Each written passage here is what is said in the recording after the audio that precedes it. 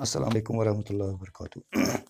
आज छ तुहंज इंग्लिश किताब हूँ शेबी मज इंग्लिश किताब हूँ यह लेसन रात पान यह कंटिन्यू कर the story of the hills आज लास्ट पैराग्राफ पढ़न पेज नंबर 113 पे if a lot of thinking helps in the success of some ventures, it can also mess up some. Therefore, why should I rack my brains too much? The decision was made. A bride came home, another was dispatched.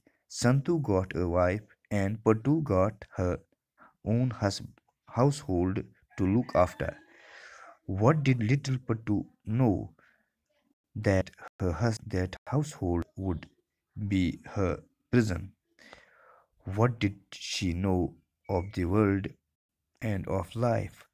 His asthma had assumed such an advanced stage that he looked to be in the last leg of his journey. Patu wondered what fate had kept in store for her. There were other girls of the village. Why was she alone? So it stared. Should she go? Should she also desert her husband and marry someone else? Like the other girls, she would have perhaps reconciled herself to her fate had she not come across a young man that had once again kindled in her desire to live happily. But who was in a fix. Oh God, tell me what to do. Where should I go? I stopped reading. Then she asked with surprise. Without lifting my head, I replied, I have written only this far. Oh man, she had in a painful voice. When I looked up, I found her eyes wet, but I didn't understand why. Oh man, are you a Jyotishi? Though knowing it was not proper to laugh, I could not check myself. What makes you think so? I asked. You have read my story. I understood in a I understood in a flash the tale of her tears. Your story. I didn't want to believe it. Yes, yeah. And she got up and, like one lost, picked up her staff, dusted her clothes, and ran out from there, mm, muttering, This is my story. Oh man, this is my story. Her voice echoed, and each hill was saying, This is my story. Oh man, this is my story. Nilambar Dev Sharma. ات सूतस मज गो lesson मुकम्मल तो बो तो अमुक थोड़ा मान paragraph if a lot of thinking helps in the success of some ventures, it can also mess up some.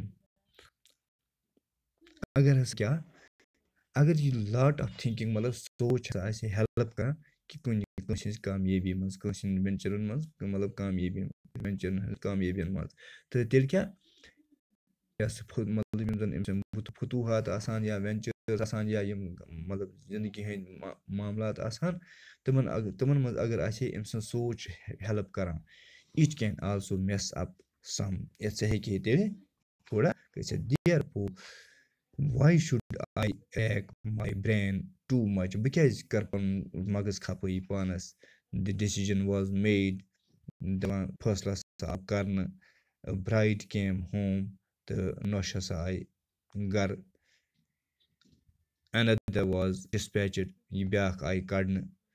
Santu got a wife. Santu was made Khandarin, and Patu got her own household.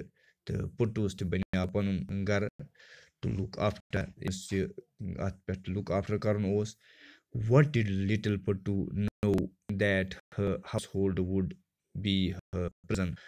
मगर पट्टू यह 10 वर कूर अमिस क्या पता कि अम सुन house hold अम सुन गर बन हे यह अम सद खर जेल कैद Khan what did she know सह क्या जाना of the world and of the end of life तमिस क्या पता जिंदगी गुजारन या दुनिया कत कन पकान his asthma had assumed such an advanced stage that he looked to be in last leg of his journey तो यह जन अम सुंद लंबरदार खानदार तो अमिस हसा अमिस अस्थमा तो यह गो ज्यादा पहन बड़ा तो यह बसो कि यह लास्ट स्टेजस मज पटू wandered पटू परेशान what fate had kept in the story of for her तो अम सस किस्मत मज क्या यह परेशान there were other girls of the village book kori yim zan gam ch as why was she alone so ill stared the imsons yasa ye kya kuni zin at musibatas like should she also desert her husband and marry someone else kya timiz sa yasa ye karan ye khandar matlab marit kari su bya khandar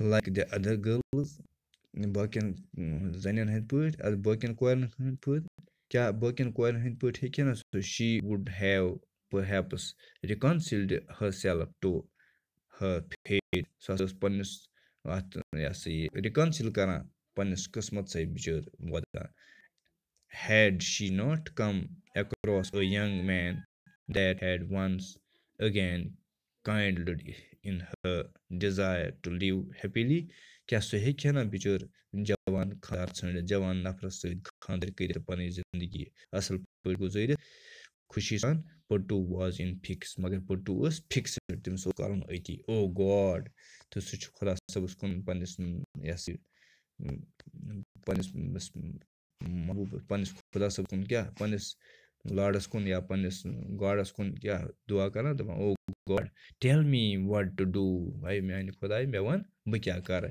या main भगवान बह one मे one बह क्या कर where should I गो बह कोत गस I stop reading तो मे सा अम पत हसा कर रीडिंग बंद दपान यह राइटर यह दपान मे सा कर रीडिंग बंद अम पत बह पारान कहें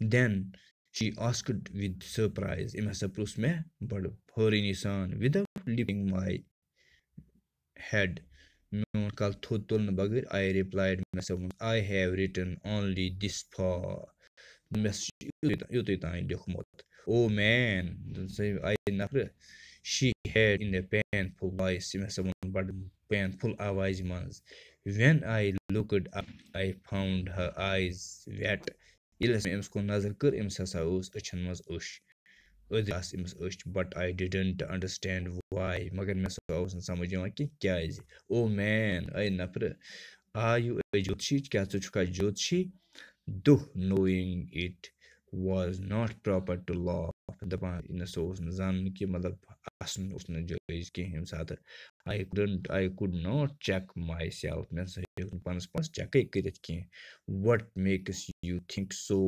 कित कन यह मतलब क्या what makes you think so क्या यूज सोचन I asked मे प्रुसमस you have penned my story यह was क्या मेन कहानी लिखमज I understood in a flash that tale of her tears ऐसा कर understand अम फ्लैशन मज अम टेल यह कहानी अमन अश फेरन हज कहानी हसा कर मे your story दपान चोन कहानी I didn't want to believe it मे ना सोचन believe प्रूफ कह yeah बेशक ची मे कहानी and she got up yes was थोद and like one lost दपान Amish बासा कि Amish रोमुत picked up her staff दपान तुल हसा पन क्या یہِ سٹاف مطلب یِم أمِس کھیوٚل ویوٚل سۭتۍ اوس ڈسٹِڈ ہر کلوتھٕز دَپان أمۍ ہسا تُل یہِ کیٛاہ پَنٕنۍ شکلٕے کٔرٕن چینٛج ڈسٹِڈ ہر کلوتھٕز تہٕ بیٚیہِ ہسا کوٚرُن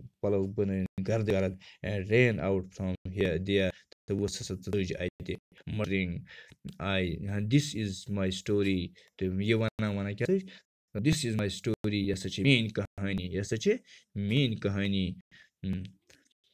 او مین آے نفرٕ دِس اِز ماے سٹوری یہِ ہسا چھِ میٛٲنۍ کہانی ہَو وایِس اِکوڈ أمۍ سٕنٛز آواز یُس اَتھ ہسا گوٚو اِکو یَتھ وَنان چھِ یہِ ہسا سداے باز گش تہٕ وَنان اَتھ کیٛاہ اِکو گژھُن یورٕ دِوان آواز اورٕ یِوان پہاڑَس سۭتۍ ٹَکرِتھ یا جنٛگلَس منٛز یِوان واپَس یِوان یِہوٚے آواز واریاہَس کالَس بیٚیہِ کانٛہہ اینڈ ایٖچ ہِل واز سییِنٛگ پرٛٮ۪تھ پہاڑی ٲس وَنان کیٛاہ this is my story oh man this is my story اے نفرٕ یہِ چھِ میٛٲنۍ کہانی اے نفرٕ یہِ چھِ میٛٲنۍ کہانی نیلمبر دیو شرما یُس رایٹر چھُ أمِس چھُ ناو نیلمبر دیو شرما لہذا اَتھ صوٗرتَس منٛز گٔے سبق مُکمل بِہِو خۄدایَس حوالہٕ اَسلامُ علیکُم